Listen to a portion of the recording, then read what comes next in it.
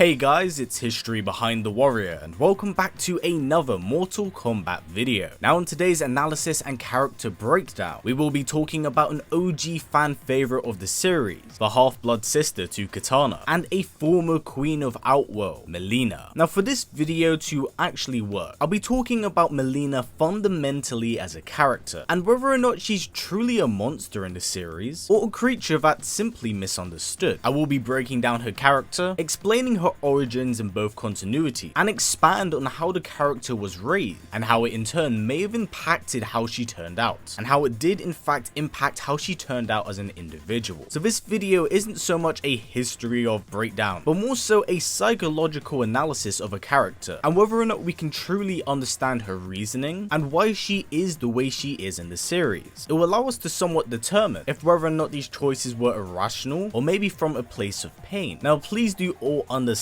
but this comes from my overall knowledge of the series as well as the character as a whole, so please do take this video for what you will, but hopefully it all allows you to come away with a little bit of a change to your perspective, or at least to hear another opinion from a different light of what we normally see. Now that being said, let's get on to the video. So first things first, we must talk about the two different continuities and what are the big glaring differences, as the two Mileenas are raised in very different ways. In the original continuity, Mileena was created nearly right after Edenia's fall. Once Shao Kahn claimed Sindel as his wife and Kitana as his daughter, he would have a clone be created from her, with the physical beauty, prowess and strength of an Edenian, but the bloodlust and jaw of a Tarkatan. Mileena could be seen as the ultimate predator, bearing incredible strength and features of both races. She was a magnificent creation. Now in the original continuity, Kitana and Mileena were raised their entire lives with the idea that they were born twins, and thus because of their sister-like bond, they were expected to get along with each other growing up, but this couldn't be further from the truth. The sisters grew up detesting each other, only ever really interacting with each other when a mission called for it. You see, Kitana struggled to get along with Mileena, as Mileena's Tarkatan bloodlust made her very volatile and prone to bursts of berserker-like rage, so naturally a wedge was thrown between them, and in Kitana's somewhat despair and loss, she found friendship in a fellow Edenian, that being Jade. Level-headed and also part of Shao Kahn's guard, the two were around each other a lot, and naturally became very good friends. But with Jade and Kitana becoming best friends, it left Mileena alone. Now we must talk about how this affected Mileena. As you see, growing up, Mileena had absolutely nothing. No friends, no mother, no sister. There was nothing really there. So naturally, feeling resented by everything that existed, she would build up a lot of resentment towards Kitana, and this knife would be twisted further when she of course formed a friendship with Jade. From here, it was only natural that a form of spite and betrayal would be formed, and a deep-seated hatred would flourish. Might I also add, Kitana and Jade would be friends from childhood, and Edenians do age slowly, so despite that Mileena had in her sister, may have built up over centuries. Now with a large wedge being inserted between the two, Kitana would follow her own destiny, leading to her learning of Edenia's fall, whilst Mileena stuck close to Shao Kahn's side. Now being guarded by her father figure, Mileena was strongly encouraged by him to give in to her depraved Tarkatan urges. So due to Shao Kahn's influence, Mileena slowly but surely begun to succumb to her bloodlust. So during the events of the second game, their relationship would really hit a somewhat climax, because after Kitana learns of her heritage, Mileena is given the mission by Shao Kahn to track her down and assassinate her, and without a second thought, Mileena begins to pursue Kitana, wanting to exact revenge on someone who she probably felt should have been there for her. And while she was able to deal some damage, Mileena would come up short, and she is killed by her sister in Mortal Kombat 2. But this isn't quite the end of Mileena, as she does return in Mortal Kombat 4 with a burning vengeance. Now aligned with the fallen elder god Shinnok, she's one of his generals that leads a huge invasion against Edenia. She herself even goes out of her way to personally hurt Kitana, imprisoning Sindel in the dungeons, and forcing Kitana to go on the run. So in a way, it gave Mileena a position of power that she never had or felt before, and this is something she quickly grew a taste for. Now by the end of MK4, Shinnok is defeated, and his Brotherhood of Shadow does disband, so Mileena is still alive, but now pursues her own interests, something that we do see in Deadly Alliance and Deception. But before we touch on those games, let's talk about her alternate timeline counterpart, that being the Mileena born in the current continuity. Now this iteration iteration of Mileena definitely does differ from that of the original. One of the big aspects here is that Mileena is born and introduced during the MK2 section of the game. So prior to this, not only did Kitana have no idea of her Edenian heritage, but during the time she served under Shao Kahn, she would have her DNA be extracted and used for experimentations in Shang Tsung's flesh pits, again mirroring the original continuity. The only real difference here is that it does take place at a much later point. So when the two do meet for the very first time, Kitana is understandably horrified in what she sees, which is fairly interesting as it seems like Mileena is oddly pleased to see her, finally being given the chance to meet her older sister. She wishes to play with her and see what she's all about. Now this scene alone kind of speaks volumes about what this iteration of Mileena is about. Unlike her matured and rather feral counterpart, Mileena here seems to be more childlike and innocent in her mannerisms. Mind you, she still does come across very sinister with her tone and body language, but when you take into account this is the first time she's not only being introduced to her sister, but another living being outside of Shang Tsung, she's excited and understandably very intrigued. She is a somewhat Frankenstein's monster, still trying to figure out her place in the world. So Mileena in MK9 is very much so childlike and still trying to find her place in the world, which makes what happens next quite interesting and what shows the big difference between the two. In 2 chapters alone, she is reprimanded for referring to herself as Kitana's sister, first by the princess herself and secondly by Jade. And since we've talked about the original Mileena, it would be only natural to presume that she would be quite upset to hear this, but instead Mileena seems actually okay with it. You see, due to the lack of connection that Mileena's had with Kitana, there has been no relationship that's been built up that's led to the bitterness between the two sisters. There is no love lost here. So when Kitana is later killed in the story and she becomes a revenant of the Netherrealm, not at any point in time do we ever see Mileena show any sign of remorse. So it does go to show the fundamental differences here with what a relationship can cause. Now that we've covered a fair bit of that, let's actually talk about the aftermath here, as it seems like in both timelines and iterations, it displays one interesting idea that's taken in 2 separate directions. In the original timeline and continuity, after Kitana does die during the events of Deadly Alliance, Mileena takes it on upon herself to pose as the princess, acquiring her seat of power and the finer luxuries of life. It is definitely seen as quite a twisted fate, but I believe that there is more to this than what we just see. Whilst it may not be crystal clear, it can be believed here that she stole this position out of jealousy. Think of the wealth and power that Kitana has been born into, whilst Mileena herself is the somewhat forgotten mutant sister. It is the perfect situation and place to take over and get what she may in fact feel is something she deserves. She is still technically of royal blood, so maybe Mileena's abandonment issues not only led to spite, but jealousy to have her not only ruin her sister's name, but also become her, because from deception to Deadly Alliance, she does take over her mantle. So it's definitely an interesting perspective and way of seeing how Kitana's neglect may have inadvertently created a domino effect that has caused Mileena to turn out rather bitter. But what of her other timeline counterparts? With Kitana no longer playing a really big role in her life, it does seem like Mileena wishes to follow in her father's footsteps, wanting to become Kahn and a ruthless ruler much like him. The only real difference, however, between Shao and Mileena is that Shao knew how to run the realm well, using his iron fist to enforce law. Unfortunately for Mileena here, while she matured by the end of MK9, it seems like she wasn't able to grasp what true leadership was, and thus her Tarkatan side does come out, showing her malicious nature by taking out her frustrations on the residents of Outworld. So what's interesting here about these 2 different timeline iterations is how they take the idea of being a leader and take them in 2 separate directions. I think in both timelines and iterations, both are definitely monsters in their own right, with the original Mileena being an individual that was kind of forged and born from neglect, denial and jealousy, and from this dark place she was put in, was born something far more sinister than what she was originally conceived to be. I believe that she is a monster of both Kitana's and Shao Kahn's making. Maybe with some love from Kitana, Mileena could have been something far different, but with the Tarkatan blood running through her veins, maybe this is something she was always meant to be, which is where Shao Kahn's influence does show. Now in the current timeline and continuity, she's definitely more of a being that's been forged in Shao Kahn's vision, and someone who he clearly believes is the right successor to Outworld. So she's created from the vision of Shao Kahn to be a ruthless empress, something that she definitely achieves in her very short time. Both timeline iterations of this character are monsters in their own right, but take the idea idea of this in two separate directions, one being born from resentment and one being born from legacy and entitlement. They have rather different and interesting ways of approaching the same goal, which I find very peculiar from a storytelling standpoint, as again, this video isn't a history of video, it's one that draws perspective and shows a different line of sight to what we've known and seen. It definitely does intrigue me, and I hope this video has slightly changed or altered your perception of Mileena as a character. So thank you for tuning in and watching something a little bit different here from me. I will be doing a few more of these in the future, and with more Mortal Kombat content seemingly on the horizon, we are far from over. But until then, that's been it for me. So now, before this video wraps up, if possible, let's try getting it to about 500 likes, and also do not forget to tick that bell, as it will keep you up to date with all my content coming out. So as always guys, please comment, like, subscribe, and share this video with everyone you know. Please take care, and I'll see you all next time.